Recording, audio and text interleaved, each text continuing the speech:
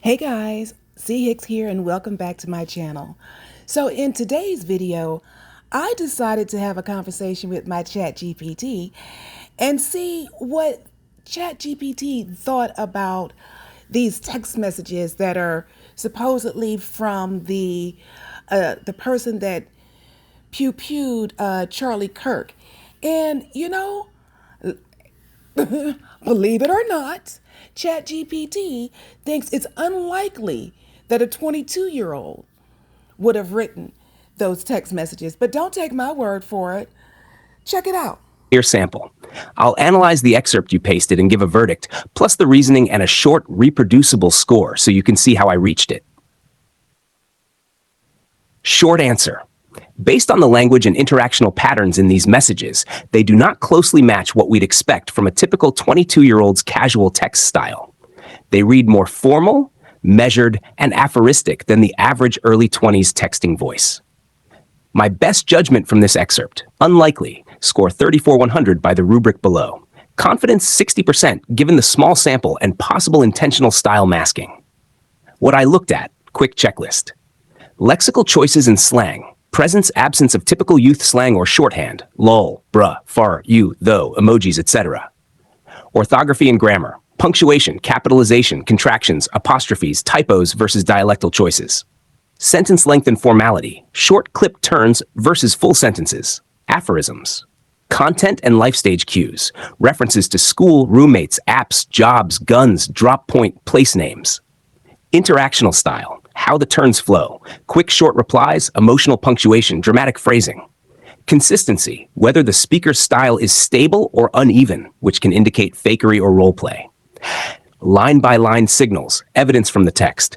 Drop what you are doing, look under my keyboard. Imperative, direct, no casual shorthand. Note under keyboard. I had the opportunity to take out Charlie Kirk, and I'm going to take it. Composed, almost written like a proclamation, rather than off-the-cuff slangy boast. I am still okay, my love, but am stuck in Orem for a little while longer yet. Shouldn't be long until I can come home, but I gotta grab my rifle still. Uses full clauses. I am still okay. A formal phrasing. A little while longer yet? Mixed with a single informal contraction, gotta. That mix is odd for a casual 22-year-old conversation. My love is more formal, intimate phrasing than typical short text teen parlance. Mentions a specific plan, grab my rifle, drop point, Orem, detailed and procedural language. The final lines. I had enough of his hatred. Some hate can't be negotiated out. Aphoristic, reflective, and rhetorically polished. People who write like this are often trying to make a statement rather than just texting casually. Linguistic markers that argue against a 22-year-old author here. 1. Lack of youth-specific slang. No lol, far, bet, emojis, abbreviations like score very low for slang. 2. Relatively formal sentence structure and use of full clauses, occasional older-sounding phrasing. Yet, my love, some hate can't be negotiated out. 3. Aphoristic closing lines. That rhetorical polish is more typical of someone composing a statement or trying to be persuasive epigraphic than of spontaneous texting. 4. Planning language. Drop point, rifle, location. Expressed in calm, logistical terms rather than frantic shorthand. Suggests either deliberate composure or attempt at a staged confession. Markers that could be consistent with a 22-year-old. Short back-and-forth replies from the roommate. Multiple whoop. Show the interaction is conversational. Use of a contraction. Gonna is absent, but gotta appears. Small hint of informal speech. A 22-year-old could write formally in certain emotional, criminal contexts. People sometimes write unusually when confessing or trying to make a point. The numeric rubric, transparent calculation, I used the rubric I described earlier. Score each category 0 to 10, multiply by weight, sum, convert to 0-100. Category scores I assigned, 0 to 10. Slang and abbreviations, 1 emoji, GIFs, and paralinguistic markers, 0. Topic content fit for early 20s life, 4. Sentence length and grammar informality, 6. Pop culture app references, 0. Interactional style, short turns, topic shifts, 7. Consistency of style, 8. Weights as decimals, 0.20, 0.15, 0.2e, 0.15, 0.10, 0.10.10. Now the products score Kent's weight computed step by step. Slang. Slang, 1 10.22. Emoji, 0 10.15 equals 0.00. Topic, 4 10.80. Sentence formality, 6 10.15 equals 0.90. Pop culture, 0 10.1 equals 0.0. Interactional style, 7 times 0.1 equals 0.70. Consistency, 8 times 0.1 is equals 0.80. Sum equals 0.20 plus 0.80 plus 0.90 plus 0.90 plus 0.70 equals 3.40. Multiply by 10 to convert 0 to 10 scale to 0 to 100. 3.40 times 10 equals 34 100. Interpretation. 34 from 100, unlikely to be a typical 22-year-old texting style, falls in the 044 band from the rubric. Caveats and limitations, important. Small sample. We only have a handful of messages from one side and a few short roommate replies. That limits confidence. Text-based age inference is probabilistic, not forensic proof. Context matters. Confession statement fragments often shift register toward more formal language. People perform when they think they're making recordable statements. Criminal intent or attempt to claim ideological motive can push language to sound older, polished. Deliberate masking or staging. Someone could intentionally adopt a more formal, prophetic voice to sound older, more ideological, or to craft a narrative. Demographics and subculture. Not every 22-year-old texts the same way. Regional, educational, and personality differences matter. Metadata would help. Timestamps, device typing patterns, full conversation history, and additional samples from the same author would greatly improve any analysis. Bottom line, verdict. Likely not a typical 22-year-old texting voice. The language is unusually formal, measured, and rhetorically polished for casual texting, and it lacks youth slang or paralinguistic markers common in early 20s messages. But it could still be written by a 22-year-old who is intentionally composing a confession or trying to sound a certain way. So this is not definitive proof. Okay, so that's what ChatGPT says. Right? I mean, because who is walking around saying, "Hi, my love"? Who's walking around saying that? What 22-year-old is calling a vehicle a vehicle? What, don't they say car? I need to go back to the car, the truck, the whatever. Are they running around saying that? Y'all, who are they fooling? Who do they expect to have believed this? Because there's no way that those text messages were not written by a 22-year-old gamer, a gamer, not an emoji to be found, not an emoji in sight. And then he told everything. Come on, y'all. Come on. But you know what? I was like, well, maybe it's just me. Let me see what the TikTok world is saying. And y'all, let's get into some of these stitches. Do this anymore, but then the FBI released the alleged text exchange between the young man who is accused of pew-pewing and unaliving Charlie Kirk and named Tyler Robinson, and Tyler Robinson's allegedly trans roommate that he was also intimate with. Now, Tyler Robinson is a 22-year-old gamer. He is white. He is male. Tell me if these text messages sound like they're coming from a 22-year-old gamer. Drop what you are doing. Look under my keyboard. And then the FBI included narration. The roommate looked under the keyboard and found a note that stated, "I had the opportunity to take out Charlie Kirk, and I'm going to take it." What? You're joking, right? I'm still okay, my love, but I'm stuck in Orem for a little while longer yet. Shouldn't be long until I can come home, but I gotta grab my rifle still. To be honest, I had hoped to keep this secret till I died of old age. I'm sorry to involve you. He is a 22-year-old gamer. He is Gen Z. Do you know any Gen Z who texts like this? And then it continues. I thought they caught the person. No, they grabbed some crazy old dude, then interrogated someone in similar clothing. I had planned to grab my rifle from my drop point shortly after, but most of that side of town got locked down. It's quiet, almost enough to get out, but there's one vehicle lingering. Why? Why did I do it? Yeah, I had enough of his hatred. Some hate can't be negotiated out. He is a 22-year-old Gen Z gamer. If I am able to grab my rifle unseen, I will have left no evidence. Y'all. And it continues, going to attempt to retrieve it again. Then his roommate / trans lover asks, "How long have you been planning this?"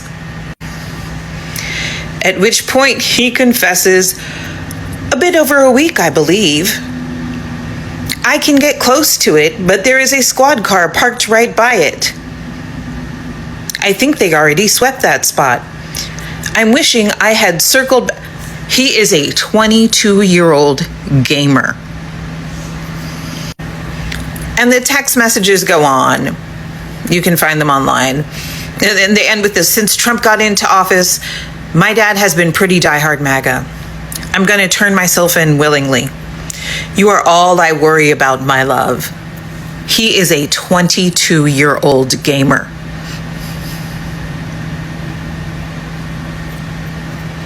Who apparently speaks like he is, I don't know,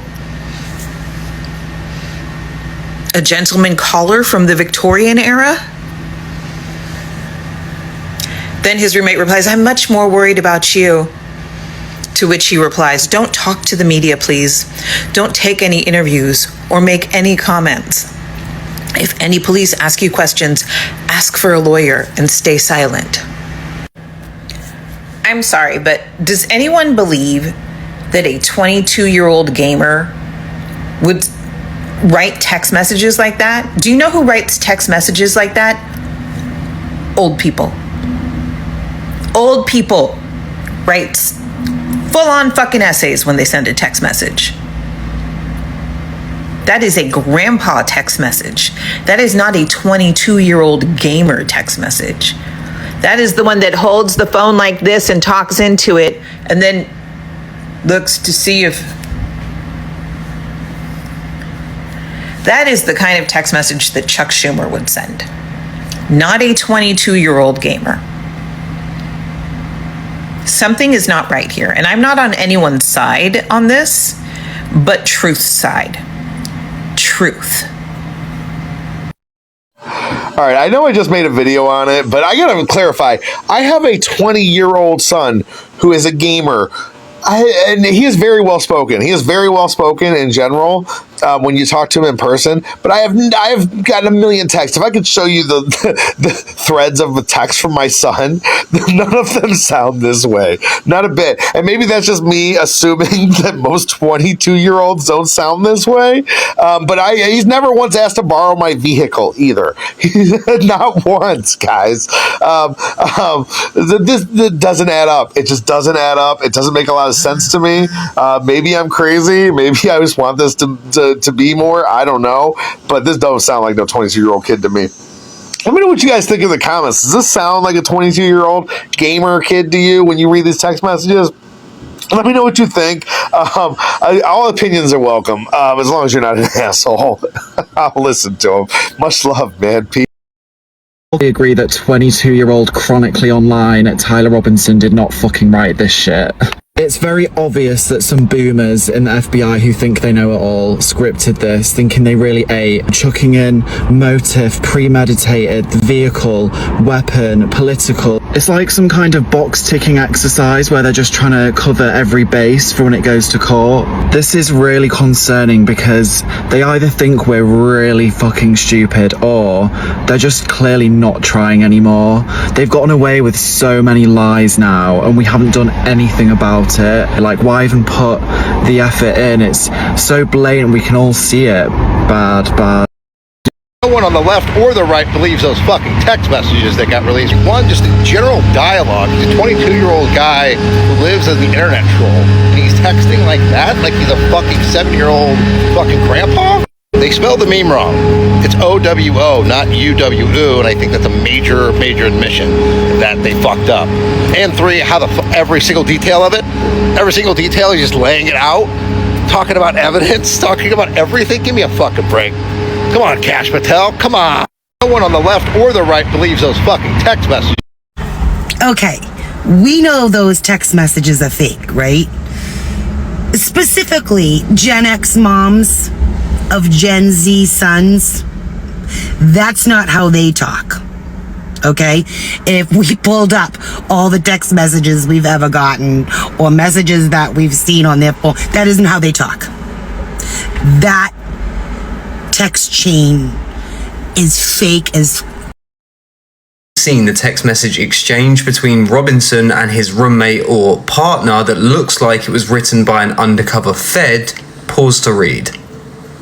And now a tiny bit of psychoanalysis into this rather strange text exchange. So Robinson allegedly texts the roommate saying, "Drop what you're doing, look under my keyboard." And under there was a note saying, "I had the opportunity to take out Charlie Kirk, I'm going to take it." The roommate then asked if Robinson was serious. He replied yes, and that he was sorry to involve them because he'd hoped to keep it a secret until he died. Robinson told the roommate that he planned the shooting a bit over a week. He expressed worry about having to receive the bolt-action rifle that was gifted by a family member, about losing it, about leaving fingerprints, changing outfits, dropping the rifle in a woods or bush, wrapping it in a towel, etc. He instructed the roommate to delete the text exchange, then avoid speaking to the media and law enforcement, and if they were spoken to by law enforcement, lawyer up. When you hear that kind of text message exchange, some parts stand out as unusual, deviations from what one might expect if someone was simply caught and confessing. So here are some points that feel odd or just like worth psychological scrutiny. So the first thing would be over-disclosure early on. The message, "Look under my keyboard," and the note saying, "I had the opportunity to take out Charlie Kirk and I'm going to take it," are extremely direct admissions. Usually people hiding something are more guarded or ambiguous, especially if they expect incrimination. If someone is cautious, they would likely test the waters. Things like, "Did you see what I posted?" or "Did you hear what happened?" rather than just drop a bombshell like that. It's not impossible, of course. People can repent, act in dramatic extremes, but it is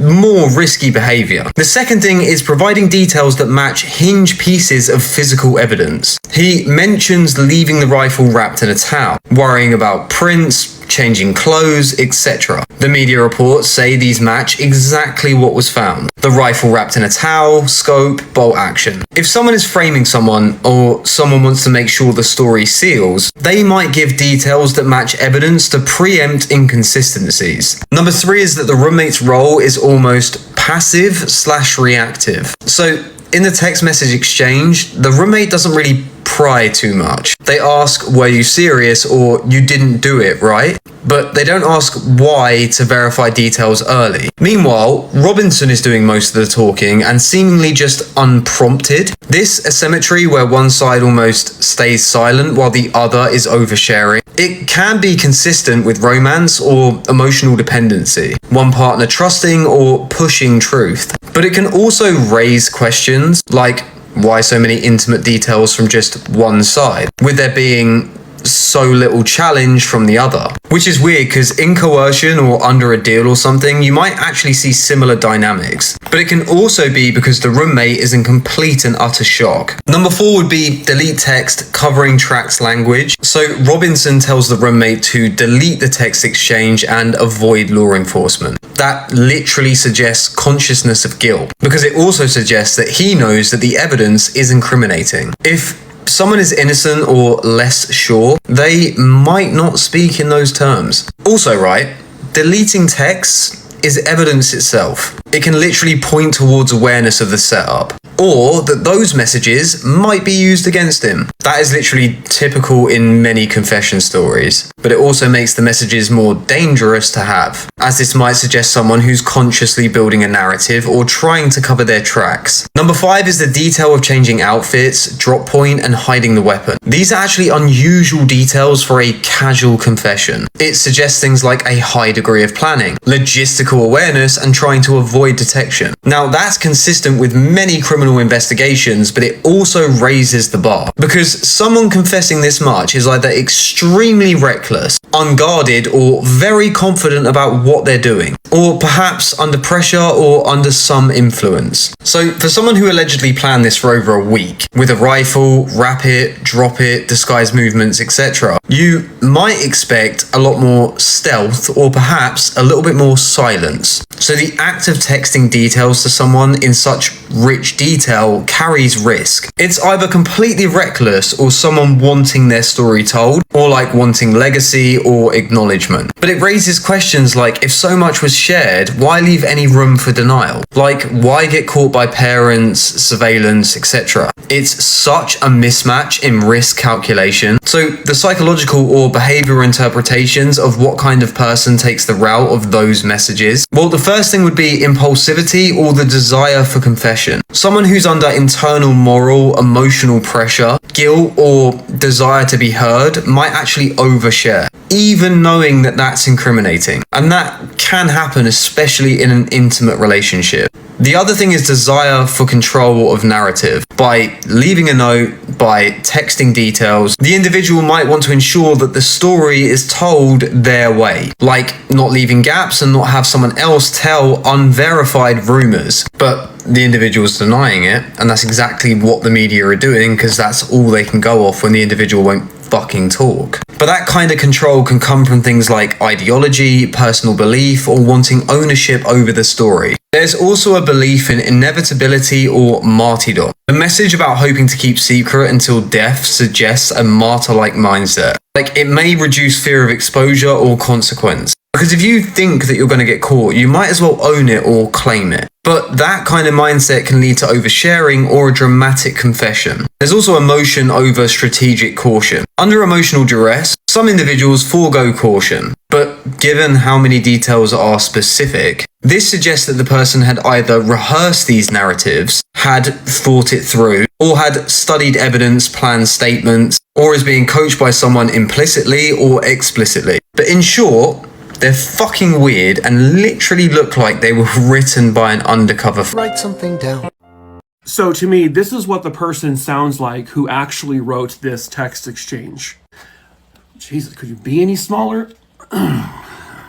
Extra, extra, read all about it. I am still okay, my love, but I'm stuck in autumn for a little while longer yet. For a little while longer yet. Shouldn't be long until I can come home, but I gotta grab my rifle still. To be honest, I had hoped to keep this secret till I died of old age. I am sorry to involve you. You weren't the one who did it though, right? I am. I'm sorry. Another piece of information that makes you go, what the fuck is going on in America? They released the text message between Tyler Robinson and his trans roommate. I don't need to read all the text messages because they're readily available, but this reads like a 1930s, 1940s Hollywood movie. It's clearly AI. And this is done because Trump loves what? I love the poorly educated. A couple of key indicators that this is written by AI. One, he's Gen Z. He's younger than me, but he's saying things like, my love, my love. Then he's calling a car a vehicle. I'm sorry, I'm 40 years old. I've never texted to anyone. Oh yeah, there's a couple of vehicles in front of me. Also, he's concerned about his grandfather's rifle in the middle of being on the run, but then he left the rifle in the woods, but then he was going to go back.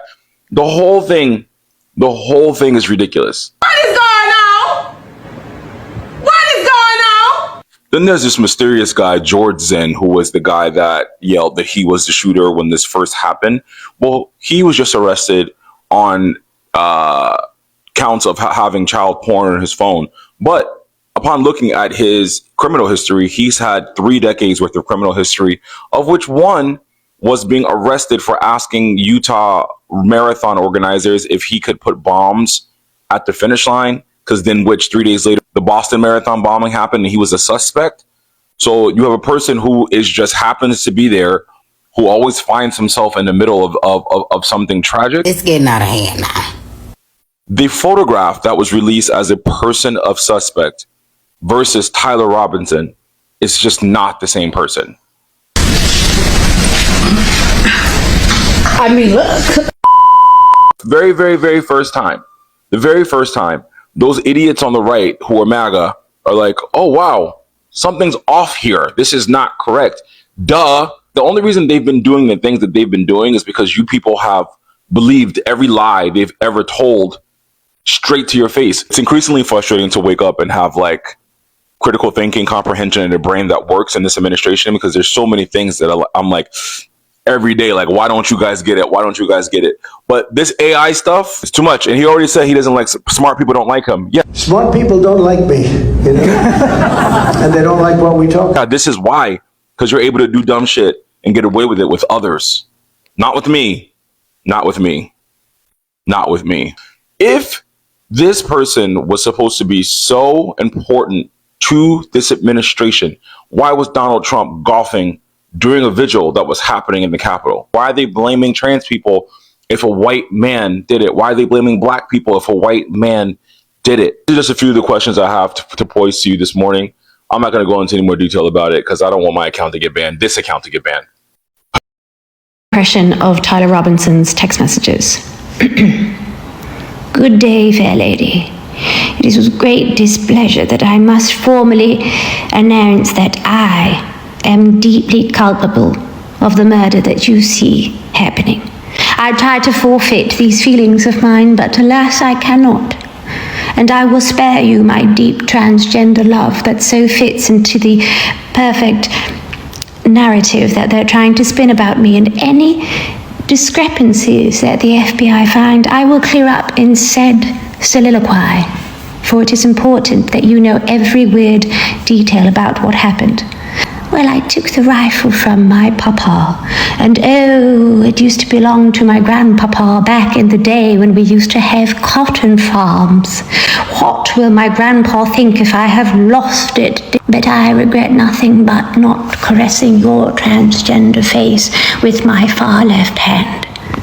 Signed yours, Tyler, the shooter. Just in case anyone forgot that I am the one who did it. Thank you. Is this the dumbest thing that our federal government has ever done? Anybody with Gen Z kids, or even talks to Gen Z kids online, knows they didn't write this. Especially gamers, especially people that are going to inscribe a meme on a casing. They are not using this kind of language. There's punctuation, there's ellipses, there's capitalization. These are not Gen Z texts. I'm sorry, but there's no way in hell. How can we show that they're in a relationship? Start the sentence with "my love." I'm sorry, from a true crime perspective, this is not from a political perspective, but like, there's never been a text exchange like this where they just, the other person's not even asking questions, but he's just gonna give up details that everyone has questions about, like how the rifle got in the woods, what do the inscriptions mean. All this stuff is just going to be cleanly answered to "my love." Hold up, we got to put a motive in here too. I'm sorry, but if these two were a couple, he would already know that the shooter did not like Charlie Kirk. He wouldn't have to explain exactly. It's the hate. You know, in true crime, the easy answer is usually the right answer. It's a kid with a weapon. He was a lone wolf. He thought he could get away with this. That's it, end of story. But these texts scream cover up. But you know what's also missing from all these legal documents is any reference to the roommate being a romantic partner of the shooter. Pam Bondi declined to comment on it, and it's not listed in any of the legal documents, but they say it in press conferences. Why would that be?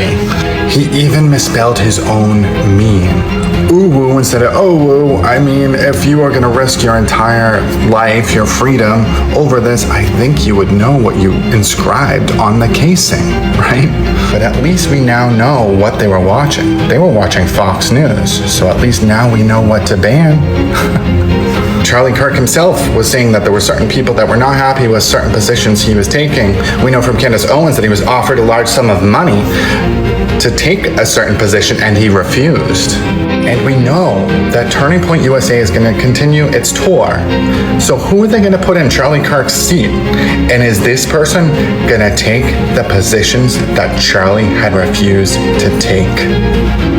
Is this the dumb messages that they're trying to say Tyler Robinson sent to his roommate is crazy work? Like, honestly, the cover up ain't even really covering up. Like, I feel like they think we're stupid, and in this day and age, if you don't think people know what a 22-year-old gamer sounds like, it's definitely not in those text messages. Now, I can sit here and I can say I don't know all the lingo and these Reddit chats and all of that, but what I can say is all those perfect edited text messages seem too good to be true, honey. And they're not even good. I just say that very lightly. They're not even good.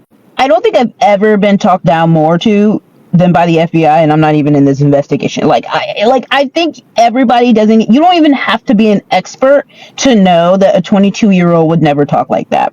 And this point, it just feels like they're playing with us. And like I said before, like my other video, the internet's going to solve this. Candace Owens is going to solve this before the FBI does, because they're really just covering up stuff. It seems like he's narrating the events and connecting one event to the next and resolving all of the inconsistencies and discrepancies and questions, basically tying it up in a neat little bow. At this point, those are the questions people are asking. Why did he change clothes? How did the weapon get in the woods? Conveniently, now we have this little narration, this expository narration from the killer, as if to wash away any. I'm lost in a sound. I dream within dreams, where nothing's as it seems. Your voice a distant hum. In my memories it sounds. My heartstrings play a symphony for days. Wrapped in a haze of your tender gaze, but you fade away into the grave.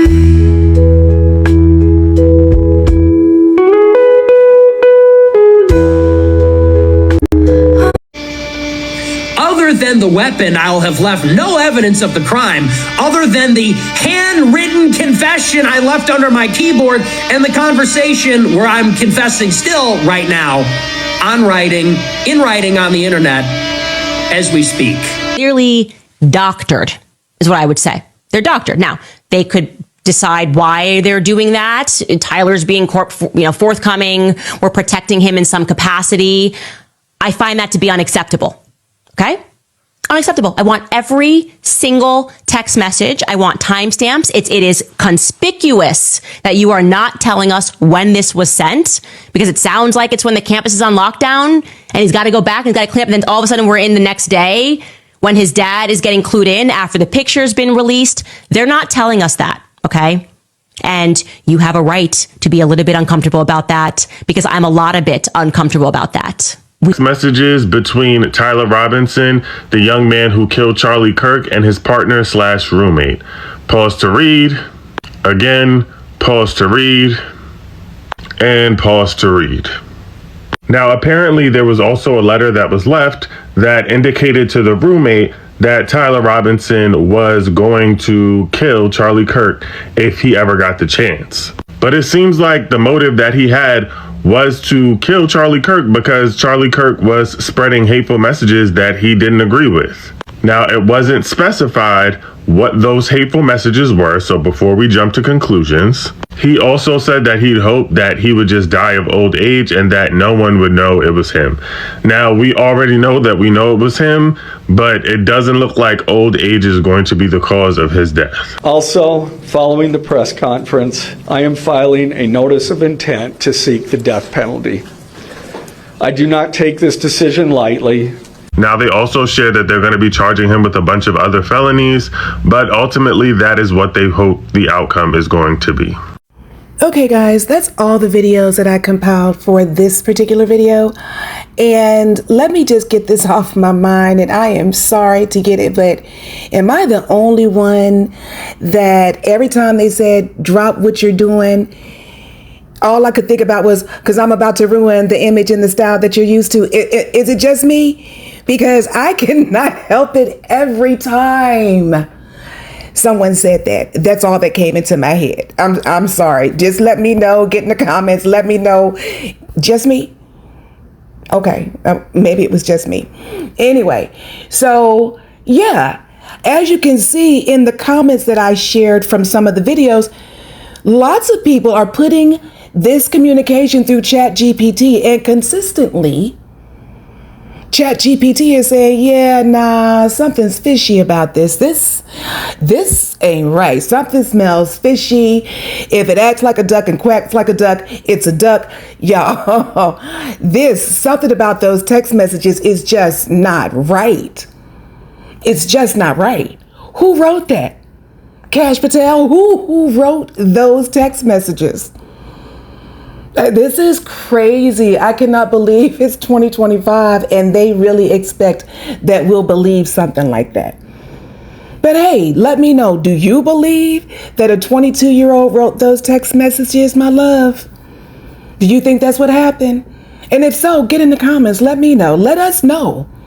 Because maybe your 22-year-old talks that way. Maybe you know a 22-year-old that talks that way, because I do not.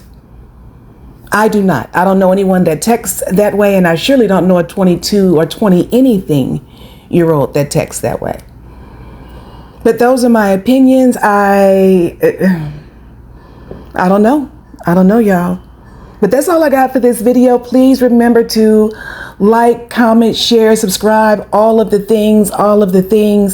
I'm trying to become more consistent with posting because there's so much to post, but I get lost in the sauce. If there's something that you think I should post about, put that in the comments as well.